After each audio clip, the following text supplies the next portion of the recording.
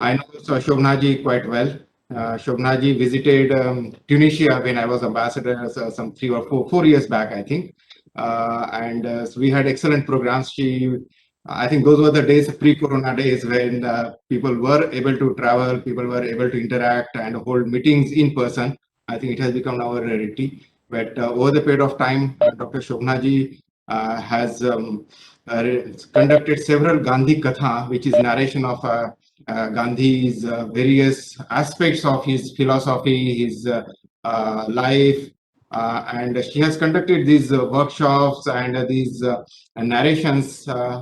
I think at various levels, internationally, nationally, and in collaboration with our various Indian missions. So we are really very delighted and very happy to have you, Dr. Shobnaji, amongst us, and you very gladly accepted our offer that this is the fitting occasion. That is, we couldn't do it on the second because we had other programs, and you were also very busy yesterday. I think you were conducting a lot of courses also, which you have started now. So we couldn't have it yesterday, but it's a better late than never. So it's good that we are going to hear from you about Gandhi. Just by way of introduction, which I think probably Love will give you some more in-depth introduction about Dr. Shobnaji. But as I know, Dr. Shobnaji, she is a very eminent Gandhian scholar. Her father and she herself stayed at Gandhi Ashram in Sevagram, so which is very dear to my heart because which is my hometown. So I'm really very glad that someone who knows Gandhiji so closely can relate and will narrate these stories. So it is going to be very interesting. We had yesterday a peace walk in Baghdad. From our embassy, we had a participation of about 40 to 50 people. As you know, Baghdad is a little bit conscious about security situation. But despite that, the local government arranged our peace walk yesterday, and we had this a very good gesture because what happens is Iraq is going through the parliamentary elections very soon in next week. In fact, it's just about exactly after 1 week. So Gandhi's idea of democracy and bottom up or bottom top approach, I think resonates very well. The grassroots level democracy, then the other thing is the climate change and sustainable development. So these are the again some of the aspects which the Iraqi nationals would be very interested in.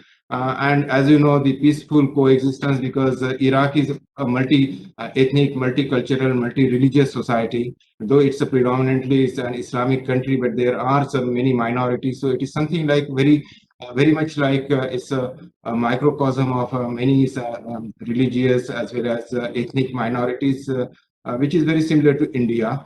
Well, so we are the largest democracy, and Iraq is a very nascent democracy. They are having these elections every 4 years, but they are having these pre-elections a little less than 4 years this time.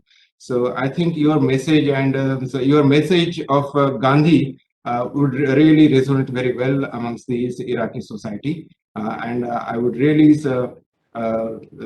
welcome your thoughts on Gandhi. And I think this is just the beginning. We should have many more sessions. And as um, just now I was talking to you, I thought we should also start this course on Gandhian philosophy very soon, as and when you start the next batch. So with these words, I will now hand over to Love, and he will proceed further. Thank you very much. Thank you, Ambassador sir, for your kind words and your word of thought. And I welcome you all on behalf of Embassy of India, Baghdad. All those who have joined this event from Erbil and from Baghdad and from various provinces of Iraq. So, first of all, thank you all for joining this particular event. And as sir said that this event is Gandhi Katha, and this event is going to be is organized by Embassy of India in Baghdad. But the chief guest here is Dr. Shobna Radhakrishna, and let me introduce you all to her. Dr. Shobna Radhakrishna is a globally renowned Gandhian who is recognized for her invaluable contribution to literature, social service, and towards spreading the ideas of Mahatma Gandhi. And she has over 40 years of experience. So, vast experience she has. So, she has over 40 years of experience in social work in different parts of India. And she is the chief functionary of SCOPE Gandhian Forum for Ethical Corporate Governance, and she has delivered more than 267 lectures all over the world in more than 134 countries. And this includes Gandhi Katha in various regions. And these lessons that she has taken are from Mahatma Gandhi's life, and these all these lessons offer us invaluable advice on leading an enlightened, more meaningful, and self-aware life. So, I welcome you, Dr. Shobhana ma'am. So my age is not as much as your experience is. So we would all like to hear it from you. So without wasting any more time, and I would like to pass it on to you. So Dr. Shobhana ma'am. Namaskar, and I would like to express my deepest thanks to Ambassador Prashant Piseji for his kind words of appreciation and welcome. And it is such a privilege for me to do a Gandhi Katha for Baghdad.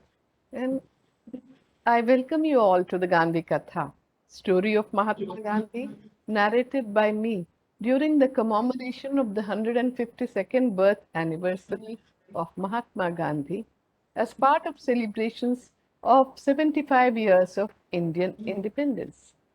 I once again express my deepest gratitude to Ambassador Sri Prashant Piseji, the Embassy of India in Baghdad in Iraq for their kind support, and ICCR New Delhi for hosting the Gandhi Katha amidst these challenging times to learn from Gandhiji's philosophy of truth, non-violence, and purity of means. Spirituality is practices of health and wellness of body, mind, and spirit for coping up and staying safe physically, mentally, emotionally, and spiritually during and after the COVID 19 pandemic, which has affected the entire humanity. I also welcome all the participants and all the eminent people who have joined me online today. Yesterday, on 2nd October, the world celebrated the UN International Day of Nonviolence, and in India, we celebrated Gandhiji's birth anniversary as Gandhi Jayanti. The entire world is remembering Mahatma Gandhi, the apostle of peace and nonviolence. We have an opportunity to remind the humanity of the efficacy of the messages of Gandhiji, the father of our nation. Yesterday, to mark the International Day of Nonviolence, UN Secretary General Antonio Guterres said, and I quote, "For Gandhi, nonviolence, peaceful protest, dignity, and equality were more than words. They represented a guiding light for humanity, a map to a better future. They also provide a template to address today's troubled times, conflicts, and climate change, poverty and inequalities, mistrust and division, all under the shadow of the COVID 19 pandemic, which continues to devastate people and economies alike. The solution to these challenges is in our hands, and it is solidarity. We need to recognize, as Gandhi did, that what unites us is far greater than what divides us, that peace provides the only pathway to a better future for all. I pay my respects to the leading lights of Iraq and convey my warm wishes to the people of Iraq, the Indian community in Baghdad, and India who have joined me online today. The bilateral relations between the Republic of Iraq and the Republic of India have traditionally been friendly and collaborative. The 1952 Treaty of Friendship established and strengthened ties between contemporary India and Iraq. By the 1970s, Iraq was regarded as one of India's closest allies in the Middle East. It is very interesting that the Iraqi philosophers and Sufi saints like Hassan al-Basri, Junaid al-Baghdadi, and Sheikh Behul had such an impact on the spiritual movements in India that Guru Nanak Dev Ji Sahib, the founder of Sikhism, came personally to Baghdad to deliberate on the ontological and epistemological questions with Sheikh Behul who hosted him for nearly 3 months. Today, in the field of international conflict resolution, people are interested in the effectiveness of peaceful means for ending disputes, as demonstrated by Gandhiji, compared with the use of force or violence. In peace building context, scholars and practitioners are seeking to integrate authentic, indigenous, and local cultural methods of conflict analysis and intervention. People are finding inspiration in Gandhiji's ideals and his lifelong efforts of peace building and conflict resolution through interfaith dialogue for establishing harmony. Throughout his life, Gandhiji engaged in finding solutions through interreligion and intercultural dialogues. He had deep respect for world religions and developed lifelong friendships with people from different religions. He took time to study, reflect, and engage with different faiths and faith communities.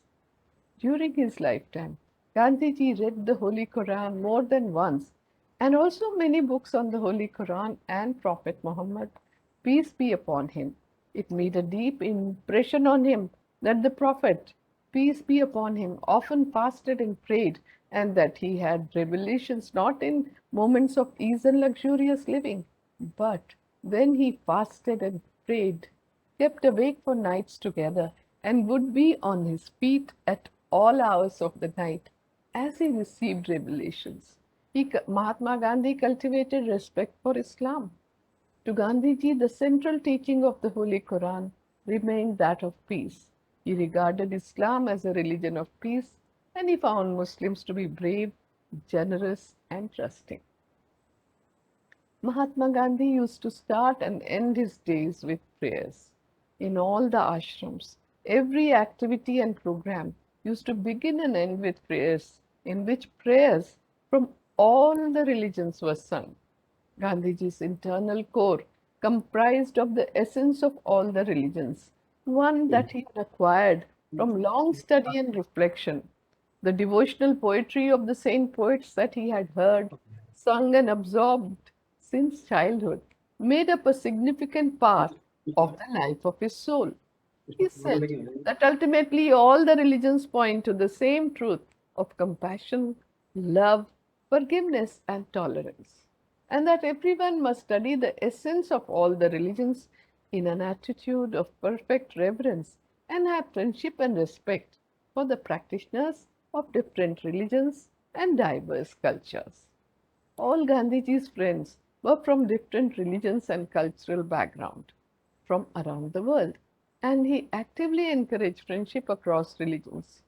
One of Mahatma Gandhi's legacies to the world is nonviolent conflict resolution through interfaith dialogues for establishing brotherhood, communal unity, and harmony. Even after 7 decades have gone by since Gandhiji passed on, in every part of the world, his relevance is felt as strongly as ever before, and his visions and actions are of an enduring significance for all times and places. His approach to life was holistic and cannot be divided into watertight compartments of social, religious, political life. Gandhiji stands out as the champion not only of political democracy but also of economic and spiritual democracy in today's world. He believed that moral degeneration is the root cause of all evils, including conflicts. This explains his lifelong crusade of attainment of moral values such as truthfulness, nonviolence, purity of means, love, self control, forgiveness, friendliness, compassion, mercy, etc. For Gandhiji, the principle of satyagraha or non-violent resistance and civil disobedience was by non-cooperation with evil through the moral values of love force, truth force, and soul force. For him, the consideration for the sufferings of fellow human beings was paramount. His belief and actions were that social change for establishing justice and dignity of humans is both less harmful and more sustainable when achieved by nonviolent means. His legacy of Satyagraha is widely recognized the world over and seen in many movements for civil rights nowadays. Gandhiji's environmental practices were based on conservation of natural resources, which were often misused and overused for the sake of industrial development. He had warned about the unsustainability on the global scale a century ago. Greed will be the main reason for the environmental degradation and the ecological crisis, he had warned. He had cautioned the world much before any modern day environmentalist was preoccupied by the problems of climate change and ecological imbalance, etc., about the problems of large scale industrialization which we are confronting today. He had famously said, and I quote, "The earth has enough for man's needs, but not for man's greed." Further, Gandhiji had said, "The earth, the air, the land, and the water are not an inheritance from our forefathers, but on loan from our children. So we have to hand it over to them as it was handed over to us." Equality for women within the society was a principle Gandhiji passionately believed in. His vision of Sarvodaya, the welfare of all, becomes very relevant in the crisis of internally displaced people and migrants, and he may well have kept in mind the very basic unit of human organization, which is a village or a county. His vision of Gram Swaraj, which is self-reliant, independent, self-governed village built on the premises of sustainable development and growth, is the need of the hour. According to my understanding, Gandhiji's life was an epic of faith and endeavor. His faith was in truth, the ultimate reality of truth, and he endeavored to attain it through non-violence throughout his life till the very last breath. Gandhiji's adherence to truth, non-violence, and purity of means has inspired me to give Gandhi Katha so that people can put their hearts into understanding Gandhiji, get inspired to learn from his extraordinary ethical and moral leadership, his simple spiritual life, revolutionary thoughts, actions, his lifelong service to humanity against all forms of injustice, and how he continues to inspire people in all the parts of the globe, always and in all ages. Perhaps the greatest source of strength for Mahatma Gandhi was in his faith in God.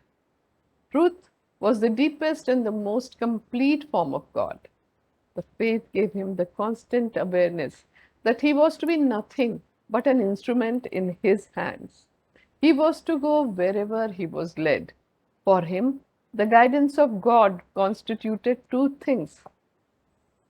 One, he had to walk on the path enlightened by truth that was available to him in whatever measures and form.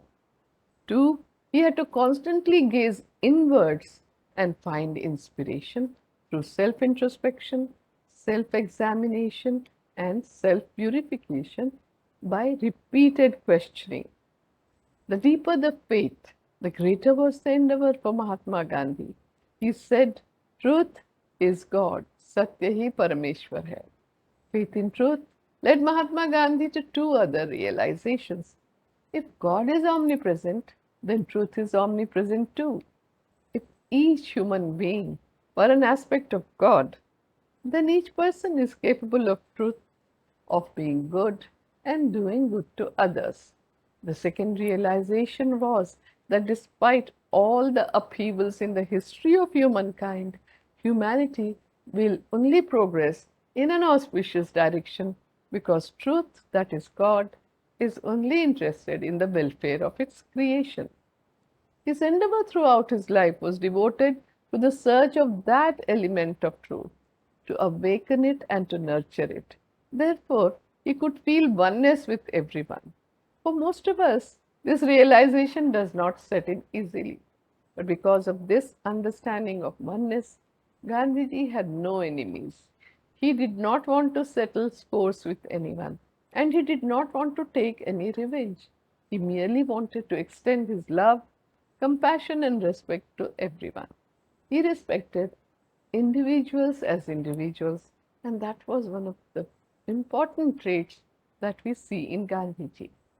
Romeo Rolla, an important French writer and pacifist who won the Nobel Prize for Literature, wrote the biography of Mahatma Gandhi in 1924, and the world came to know about Gandhiji by reading that. And he said, and I quote, "This little man is so fragile in appearance, is tireless, and fatigue is a word that does not exist in his vocabulary. He could calmly answer for hours without a muscle of face twitching.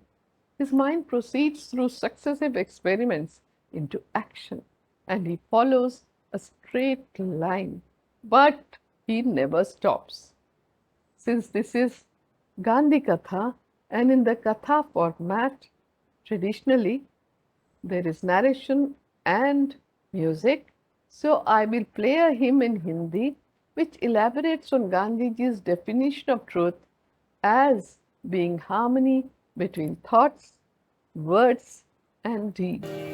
मन वाणी कर्म में सत्य ही तू बोल, मन वाणी कर्म में सत्य ही तू बोल, जीवन में मंगल के द्वार दे तू खोल, जीवन में मंगल के द्वार दे तू खोल, ज्ञान कर्म भक्ति का हो सम्यक विधान, ज्ञान कर्म भक्ति का हो सम्यक विधान, सत्य शिव सुंदर का सुमधुर गान, सत्य शिव सुंदर का सुमधुर गान, मन वाणी कर्म में सत्य ही तू बोल, मन वाणी कर्म में सत्य ही तू बोल, जीवन में मंगल के द्वार दे तू खोल, जीवन में मंगल के द्वार दे तू खोल, ज्ञान कर्म भक्ति का हो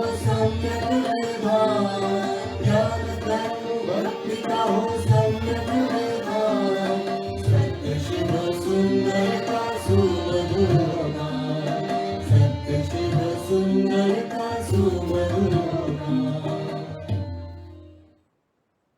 Mahatma Gandhi's philosophy was primarily truth centered. Truth was the first and foremost principle in the Gandhian philosophy.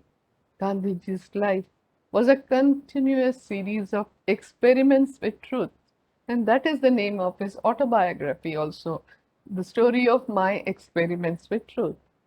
He applied his philosophy to his own life through selfless service and to practical social and political service through his nonviolent civil disobedience campaigns, which he termed as Satyagraha. And Satyagraha is his first gift to humanity. He has given 3 gifts to humanity, according to me. The other 2 are constructive programs about which people do not know much, and Ekadasha Vrata, which people are not aware of, or the 11 observances which were a set of rules for the ashram community for spiritual progress and voluntary self-control. For Gandhiji, truth is the relative truth of truthfulness in thought, words, and deed, and the absolute truth, the ultimate reality. The ultimate truth is God, and later he called truth as God, and morality, the moral laws and code, its basis. Another aspect that gave him strength was the clarity that he had acquired from years of experiments and reflection on the philosophical content of Satyagraha. He was clear that Satyagraha was based on the principle of Advaita, of non-duality. If the same essence of soul encompasses all human beings, it would allow a Satyagrahi to become one with the oppressor. Any failure to touch and reach out to the opponent would be a failure of Satyagrahi and not a shortcoming of the philosophy of Satyagraha. Moreover, with the experience that he had had over the years, he had begun to see love as a very powerful and positive force. The challenge before him was to use this force with effect. The bigger the challenge, the more enthused Gandhiji was by it. He realized that untruth, injustice, oppression, and tyranny last only as long as their victims accept them. The moment one learns to say no to untruth and injustice, their edifice collapses immediately. This was true for the political, the economic, and the social order. Mahatma Gandhi is the greatest apostle of peace in the world, and the world has seen in the recent past. His notion of peace is focused on tolerance, forgiveness, compassion, oneness, truth force, love force, and soul force through self suffering and sacrifice to melt the hearts of the hardest adversaries. Albert Einstein, the greatest scientist of the first half of the 20th century, had called Mahatma Gandhi as the supreme practical leader for change and listening to his voice.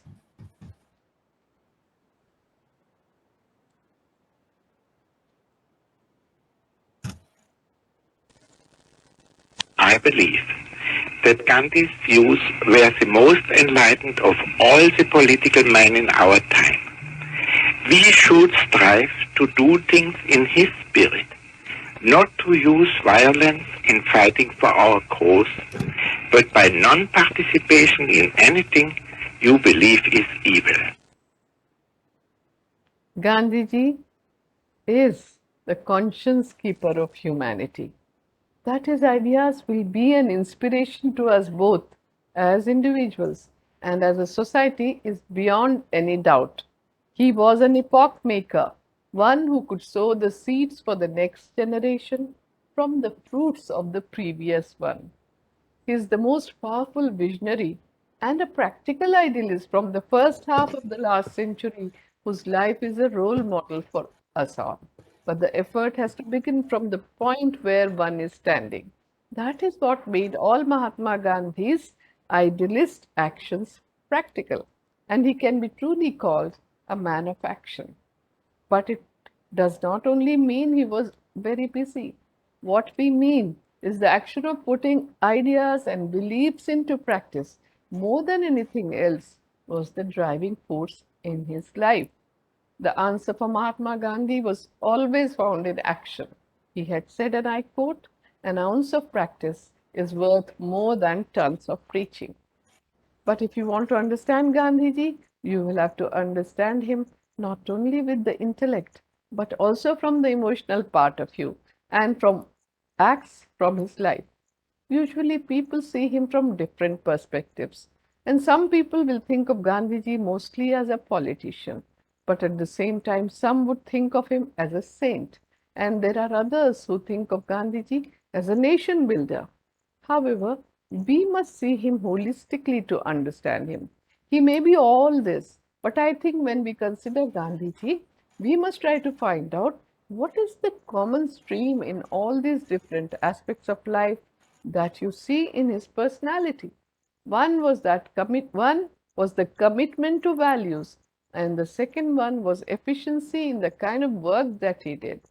This part of his comprehensiveness, there was a unique mixture of, for example, enthusiasm on one hand and patience on the other. Gandhiji has made significant and seminal contributions that span across such disciplines as economics, spirituality, conflict resolution, international peace, civil rights, education, politics, religion, society, education, and much more. At that time, the most harmful and destructive impact on the world was that of imperialism, violence, war, materialism, and the greed for controlling the world. Gandhiji advised to shun these 7 social sins in his speech on October 22, 1925.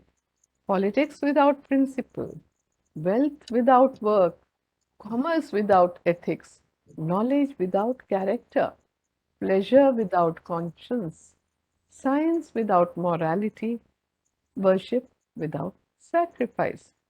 In my opinion, Gandhiji's life has left the most powerful and strong imprint on the humanity of the world. He had said, and I quote, "My life is my message." John Haynes Holmes was a pacifist, an anti war activist, and the founder of American Civil Liberties Union.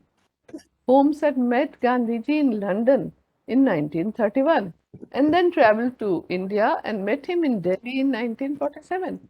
He found Mahatma Gandhi's presence, those bright eyes shining through his spectacles, his voice so clear and yet so gentle, his whole presence so simple and yet so strong. He said, and I quote, "I believe that he is unquestionably the greatest man living in the world today and one of the greatest men who has ever lived." When I think of Gandhi, I think of Jesus Christ. He lives his life, he speaks his words, he suffers, strives, and will someday nobly die for his kingdom of honor. Time magazine had listed out three most important protests over 190 years. The first one is the Boston Tea Party. The second one is the Dandi March or the Salt Satyagraha. And the third one is the March of Washington. We can see a common thread. The first and second were against the same company, the East India Company. There is a common thread of non-violence in all three. In 1930, with a pinch of salt, Mahatma Gandhi shook the world. He started out on 12th March from his Sabarmati ashram in Ahmedabad for Dandi seashore with 79 fellow marchers. Walked for 24 days, walking 10 miles a day, stopped in 48 villages, gave speeches in the morning and evening to inspire people to participate in the Salt Satyagraha, covered 241 miles till he reached the Dandi seashore on 5th April. In the early hours of the morning of 6th April, when he bent down to pick up a fistful of muddy lump of earth with salt, 100,000 people joined him, and as the Salt Satyagraha progressed, 300,000 people broke the salt law all over India. 1,362 newspapers covered the news.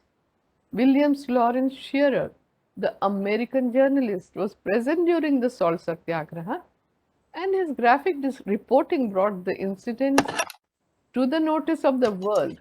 So Gandhiji remains the most powerful global brand ambassador of nonviolence, a youth icon who opposed all forms of injustice, an apostle of peace and nonviolence, a man whose values can make the world a better place.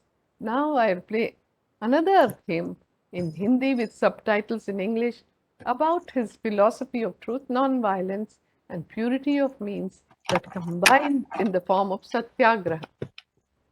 लागी रे लगन सत्य अहिंसा में मन मेरा सत्य अहिंसा में मन मेरा लागी रे लगन सत्य अहिंसा में मन मेरा सत्य अहिंसा में मन मेरा अहिंसा से सत्याग्रह सीखा सत्य अहिंसा से सत्याग्रह सीखा सर्व प्रकार के भय का मोचन सर्व प्रकार के भय का मोचन सत्य अहिंसा में मन मेरा लागी लगन सत्य अहिंसा में मन मेरा सत्य अहिंसा में मन मेरा In 1904, in South Africa, after reading John Ruskin's book, Unto This Last, Barrister Mohandas Gandhi transformed his life and started leading a community life of self-control, voluntary poverty, bread labor, and Sarvodaya, the welfare of all. He established 4 ashrams in his lifetime, 2 in South Africa called the Phoenix Settlement in 1904 and the Tolstoy Farm in Phoenix Settlement in 1904 and the Tolstoy Farm in 1910, and 2 ashrams in India, the Sabarmati Ashram in 1917 and the Sevagram Ashram in 1936, where Kasturba Gandhi, his wife, and Mahatma Gandhi, along with the ashram community, lived in poverty like the common villagers of India. This was his ideal of a non-violent face-to-face society for Sarvodaya and carrying out constructive programs, as I said, which is his second gift to humanity for establishing the dignity and self-respect of human beings. I am happy to inform you that I was born in his last ashram in Sevagram, situated near Wardha in Maharashtra. My father was inspired by Gandhiji since his childhood and joined the non-violent freedom struggle in India and lived in the Sevagram ashram along with my mother. Even after Gandhiji passed on in 1948, for more than 5 decades, my parents and all of us have continued to walk on the path that Gandhiji has shown to humanity. The ashrams were Gandhiji's model for community life. The essence of community life lies in sharing and caring. Life in the ashram was shared by all without the distinction of caste, religion, sex, or age. The ashramites cared for each other. Their care transcended bonds of blood and economic or otherworldly interest. When someone fell ill in the ashram, there always were more persons to nurse than you could get in a nursing home. Even now, when I meet some old members of the ashram after a separation of many decades, I have the same joy as of meeting close relatives or intimate friends. And there were many children in the ashram. But for all these children, Gandhiji was not the Mahatma that the world knew about and world spoke about. He was not even the leader of India. He was not even the Bapu of the ashram, the father of the ashram. He was merely their friend, a friend with whom they could go for a walk in the morning and evening, on whose shoulders Gandhiji used to put his hands while walking, used to go for a swim in the Sabarmati river with the children. They could eat together, play together, and so much so that they could quarrel with Gandhiji without any qualms. After all, it's only a friend with whom one can quarrel, because the friend will always stand by you, will always support you, will always be there to defend you. So that is the kind of friendship that Gandhiji gave to even the little children, because he treated individuals as individuals without any labels. And this friendship and the love that he gave to children was not only reserved for the children, it was for the entire ashram community, and it transcended the boundaries of the ashram to the entire India and beyond that to the entire world. So that is the kind of life that I have led in Gandhiji's ashram. The Gandhi ashrams had a mingling of political and spiritual aims. They were the practical laboratory for transforming ordinary men and women into extraordinary satyagrahis, for offering the highest sacrifice in the freedom struggle on one hand, and to get involved in constructive programs to serve the poorest of the poor, to establish their self-respect and dignity. As I have said, his ashrams were his ideal of a non-violent face-to-face society for Sarvodaya, self-reliance or Swavalamban, cleanliness or Swachhata, and service to humanity or Seva for realizing his vision of village republic or Gram Swaraj. Our friend and the British Quaker called Sir Horace Alexander called Gandhiji the slave of watch. The ashram bell used to ring 56 times during the day. He said, and I quote, Gandhi had wonderful courtesy and punctuality. I was to learn quickly that he was the slave of watch. He had more to do in every 24 hours than almost any other man. So he had learned how to pack the most into every minute. Yet he never gave the impression of being hurried and impatient. And here is one more trait that we learn from Gandhiji, that of punctuality, promptness, and discipline, because he had what we call the clarity of mind, calmness, and that is what brought in all these traits. The life and thoughts of Mahatma Gandhi are intertwined and inseparable. His politics was imbued with his spiritual experiments, and his spirituality was tempered by his vision of a non-violent society. And his constructive program was integral to his politics. The unique practices of Gandhiji, his control of the palate, his fasts, his spinning, his silence, and his prayers gave him the internal strength and were as much part of his politics as of his spiritual life. These practices and experiments were sustained and nurtured by the community members of the ashrams that he had founded. The ashram community, through its own practices, affirmed, modified, and validated Gandhiji's ideals and practices and continues to do so even till today. This shows the relevance of his practices. Gandhiji carried out his experiments in health and wellness through nature cure, diet control, hydrotherapy, sun bath, mud packs, and observing silence for one whole day in his ashrams. Ivan Illich, the Croatian-Austrian philosopher, had come to Sevagram ashram in 1978, and he spent a week there.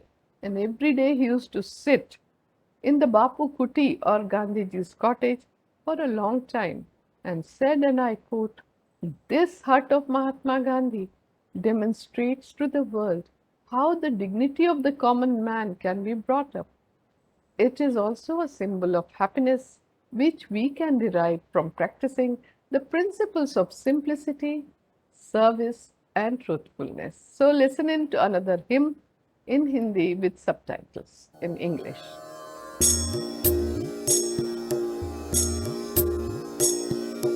आंखें पवित्र राख सत्य ही तू बोल, आंखें पवित्र राख सत्य ही तू बोल, ईश्वर साक्षात होंगे अंतर टटोल, ईश्वर साक्षात होंगे अंतर टटोल, सत्य ही है परमेश्वर बापू का बोल, सत्य ही है परमेश्वर बापू का बोल, उसी परमेश्वर की नित्य कर तू शोध, उसी परमेश्वर की नित्य कर तू शोध, आंखें पवित्र राख सत्य ही तू बोल, आंखें पवित्र राख सत्य ही तू बोल, ईश्वर साक्षात होंगे अंतर टटोल, ईश्वर साक्षात होंगे अंतर टटोल,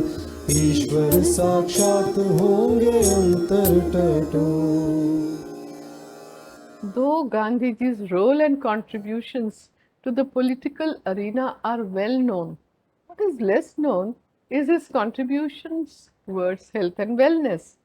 Gandhiji was a firm believer in the principle that a healthy mind keeps the body healthy, and he stressed the importance of healthy lifestyle and positive thinking. His interest in health, hygiene, nutrition, and diseases was as great as his interest in politics. He insisted that adopting preventive measures for diseases was better than treatment. He also said that it was important to focus on cleanliness, a controlled diet, and an exercise regimen, and that it would be best to avoid overconsumption of medicines, especially those that were not required. He was also a firm believer of nature cure and conducted experiments related to diet and fasting. He always believed that it was important to understand what caused diseases and then remove that very cause rather than falling ill again and again and then attempting to treat it with excessive medication. He was essentially a man of science. He approached problems in a scientific manner. His message to the world on the vital question of health and well being is very important. To him, the study of this question was part of the service to God and His creation, which was his mission. Knowing to care summed up his life. His message was simple and easy to follow. It encouraged everyone to respect simplicity, voluntary self control, reduce the wants, follow the tradition, cultural practices and the values, follow the environmental credo, and nature cure for living in harmony with nature. For Gandhiji, the outside universe was but a reflection of the inside universe. He repeated time and again that the universe is compressed in the atom. There is not one law for the atom and another for the universe. It was based on his actual spiritual experience that gave him the conviction that moral principles have no meaning unless they can be made to serve as the guide of conduct in the daily affairs of man. The Sanskrit proverb says, Yatha pinde tatha brahmande. You are the universe within the universe. As with the self, so is the universe. What is going on within you is same as what is going on in the universe. Enveloping ourselves in the rhythm and forms of nature can be transformative and healing. Ayurveda, the ancient healing tradition of India, recommends spending time in nature each day. Doing so allows us to experience the wonderment of this existence with all our senses.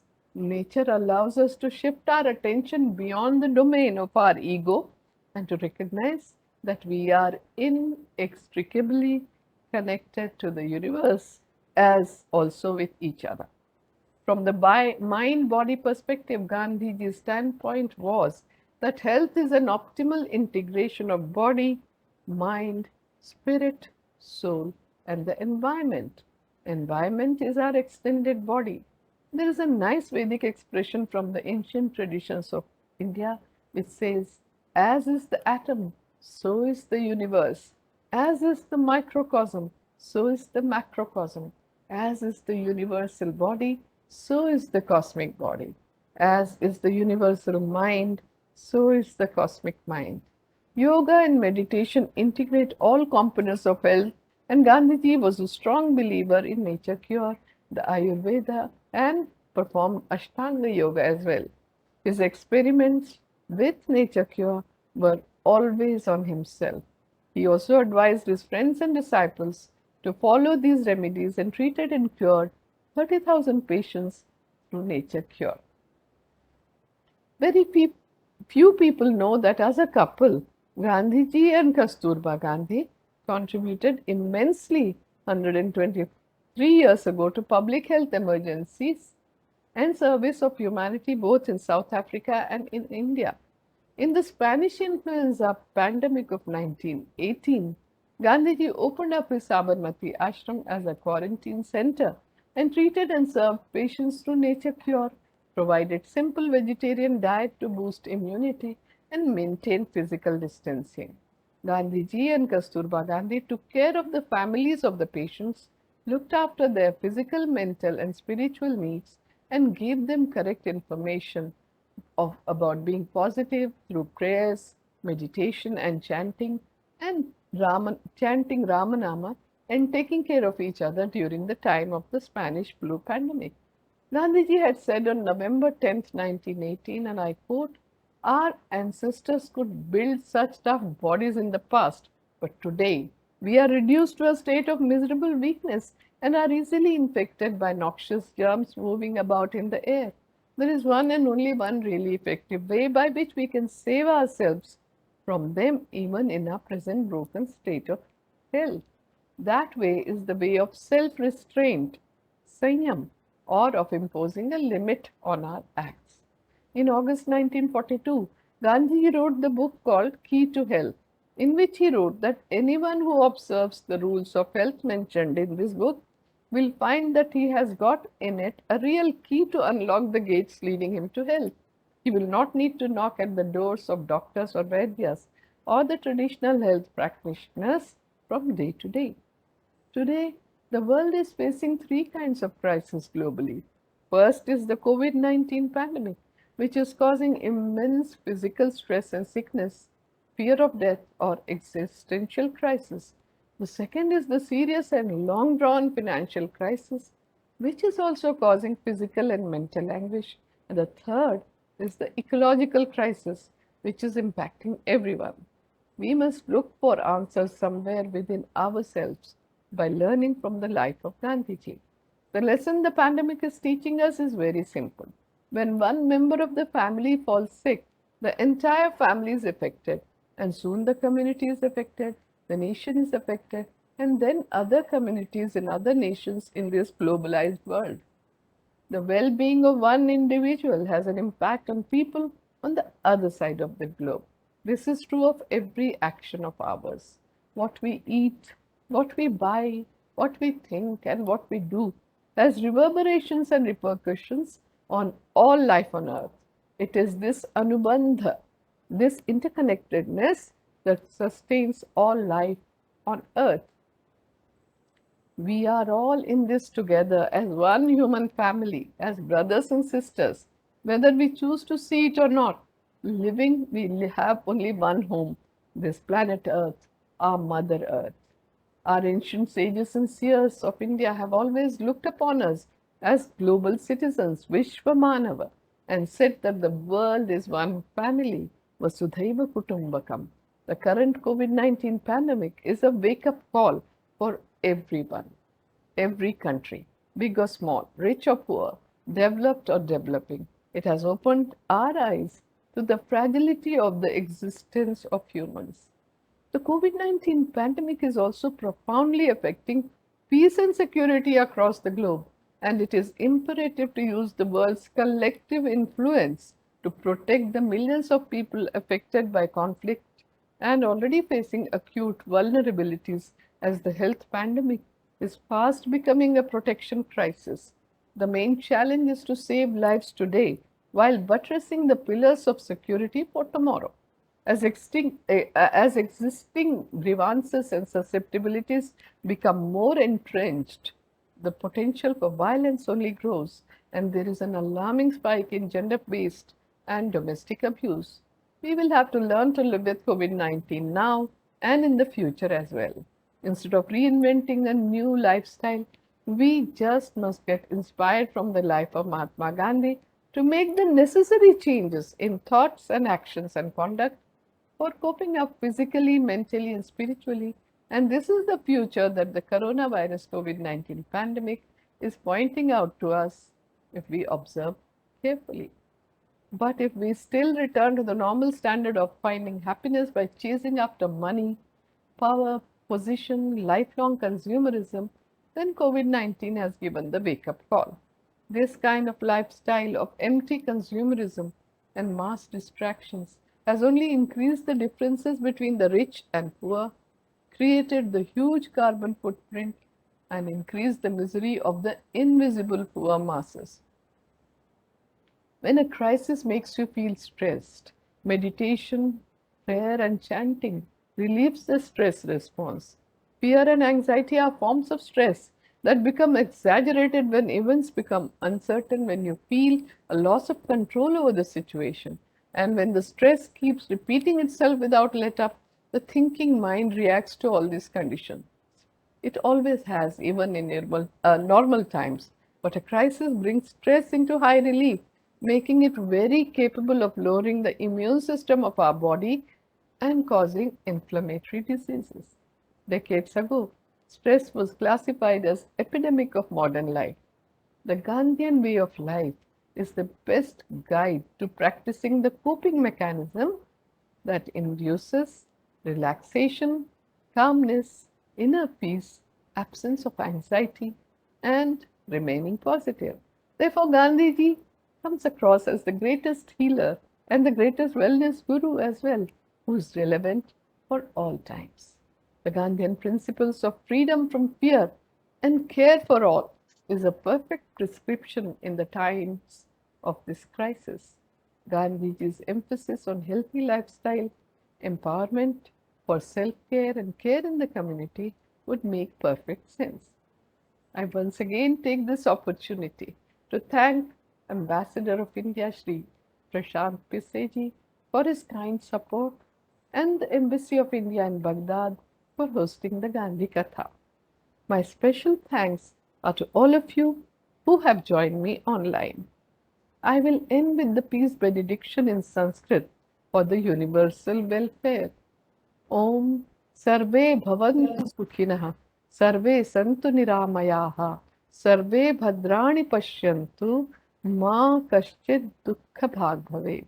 Om Shanti, Shanti, Shanti. Let all be happy. Let all be healthy. Let all experience auspiciousness. Let no one be overwhelmed by grief. Om, peace, peace, peace.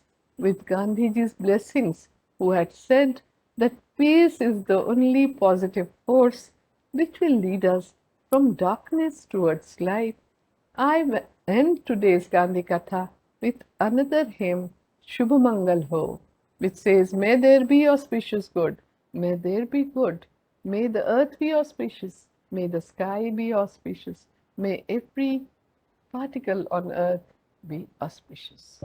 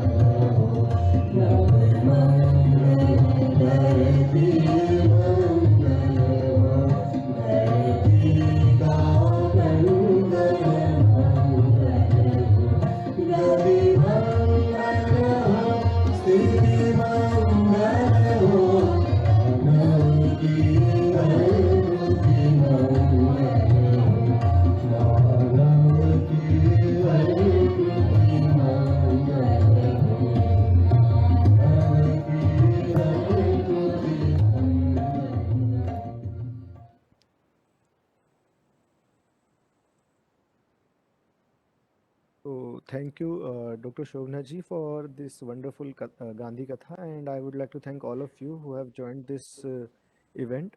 And thank you, Dr. Shobna ji, for showcasing how Gandhi ji is more relevant today than he was ever, and to showcase his foresightedness regarding climate change and COVID-19 pandemic also. And now I would like to call upon Ambassador Sir to give his views and his thoughts on this event and A very nice rendition, Mrs. Shobna. I think we are all really very, very happy. And it's very nice that you were able to join this meeting and listen to this Gandhi Katha, which is more and more relevant in the world of today. Thank you. Thank you so much. I would like to call upon Ambassador Sir to give his views.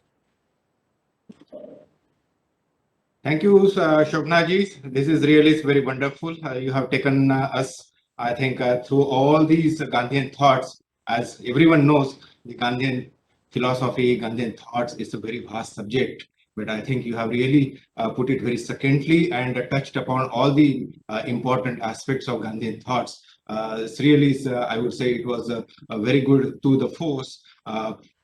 touching upon various very, I would say, important and sensitive issues. As everyone is saying that Gandhi is more relevant than ever. I think this is particularly true for Iraq, because Iraq is going through a lot of turbulence, and it needs that message of peace, coexistence, non-violence, sustainable development. And I think everything that is what Gandhi has taught us and given the message, I think is very relevant in Iraq. As I have come here about 2 months ago, and I have been interacting with many people here, but general feedback whenever I talk about Gandhi is extremely good. Everyone reveres Gandhi here. Everyone thinks that Gandhi is the apostle of peace, non-violence, and Gandhi is not just the what India has produced, but it's a world leader. So I think that is really a very soothing thought for us. In fact, some of our colleagues from Erbil, that is from Kurdistan, also have joined here. And we have Gandhi statue in Erbil, that is the capital of Kurdistan. It's in a very prominent place. It's one of the biggest parks of Erbil city. It's a public park which has several thousands of footfalls every weekend, and it is a very popular destination. Everyone in Kurdistan also knows about Gandhi, and we are going to have many more Gandhi's statues and busts installed in various universities and public places and public squares. So there is a lot of, I would say, goodwill about Gandhi's, and many people are aware of Gandhi's philosophy. But what I think you have touched upon, I think these are some of the very important aspects, and which you have shared, I think, from your personal experience. These are, I think, would be very useful for us to digest and ingest also. So thank you once again very much. And as I said, I would get back to you about this special course. I'm sure that when there will be a lot of people who would be interested in this certificate course.